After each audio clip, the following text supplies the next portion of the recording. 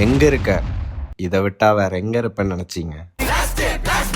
ஏன் நம்ம இங்க வரோம் வெறும் பேட்மிண்டன் விளையாடதான்னு நினைச்சீங்கன்னா அது மட்டும் கிடையாது. நான் மெயினா ஈவினிங் தான் விளையாட போவேன். அப்படியும் இல்லைனா லேட் நைட் நல்லா ஒரு ஸ்ட்ரெச்சிங் அண்ட் வார்ம் அப்பை போட்டுட்டு கோட்டை தொட்டு கும்பிட்டு போய் உள்ள நின்னா அந்த ஃபீலே தனி. மார்னிங்ல இருந்து எவ்வளோ ஸ்ட்ரெஸ் இருந்திருக்கும். It may be work or personal. ஆனா அந்த கோட் உங்களை பார்த்து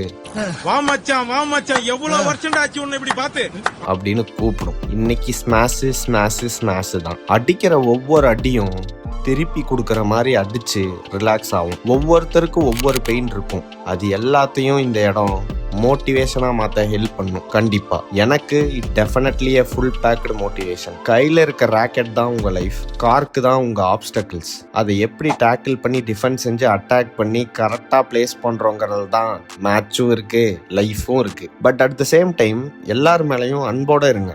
லைக் கேம் ஸ்டார்டிங்ல லவால் அப்படின்னு சொல்லி ஸ்டார்ட் பண்ற மாதிரி அது 0-0 ஸ்கோருக்கு சொல்லியிருக்கலாம்.